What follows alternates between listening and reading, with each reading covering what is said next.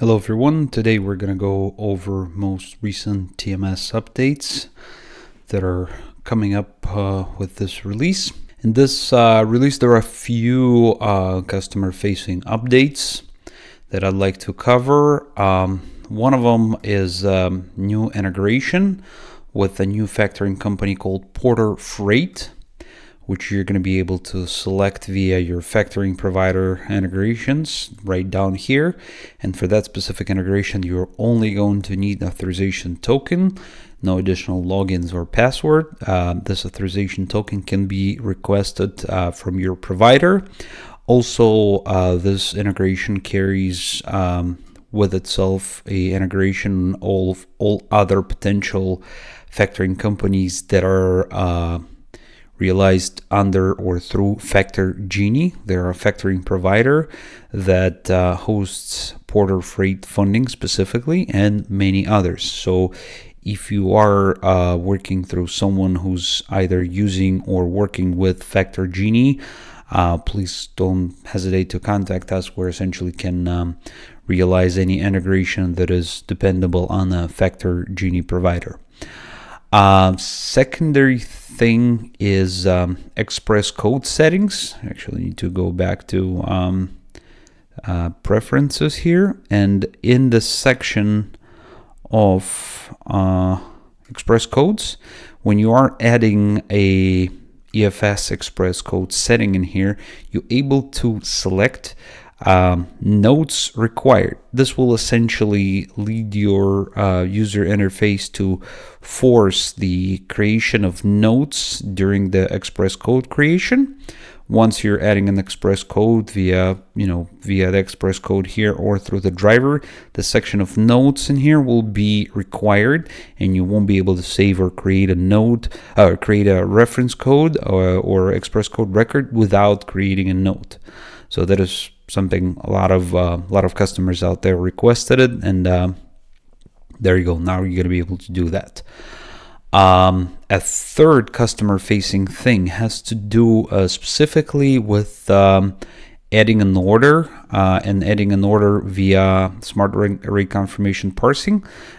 This essentially allows you to add here we'll take the array confirmation. We'll parse it, and what it's going to do is going to allow you essentially to add the information of the customer right here. And if for whatever reason your system does not have the customer name yet created in the system, you can do so now automatically right from this window by clicking that blue plus, and it will essentially read the rate confirmation and read the information of the customer, and it will be automatically add and create the information of the customer in your system without going back and forth between essentially the customer list creation, customer first, and then adding the rate confirmation. So essentially it makes this whole process a lot easier. And third thing that is actually has to do now specifically with deactivation or pausing either existing charges for the driver or existing charges that is added on the driver profile, either during regular charges or recurring charges. So one of the things that will allow you to pause any ongoing recurring charges via placing a driver under PTO, essentially planned or paid, however you want to call it, time off.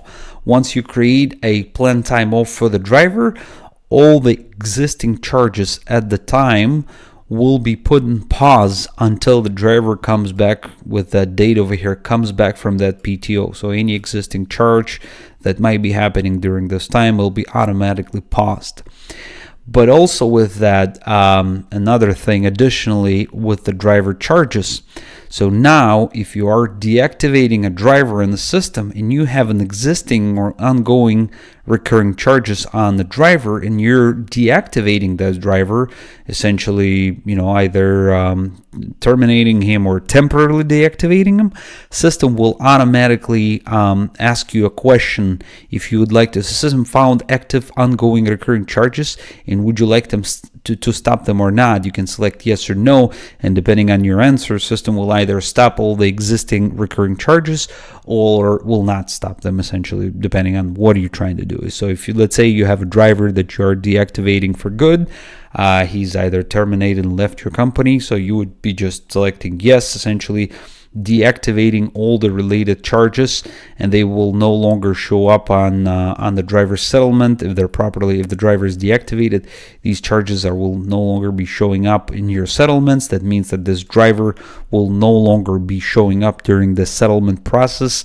even if in the case when there is no order assignment on this driver and the charge is still active, it means that the driver will still be visible on your settlement during your settlement creation. In that case, when you're generating a settlement, this driver will not appear here. With that said, these are the few things that are customer specific, customer facing, but the rest of the stuff is mostly bug fixes and just items that are most of you not going to notice, but might notice performance improvements of the TMS.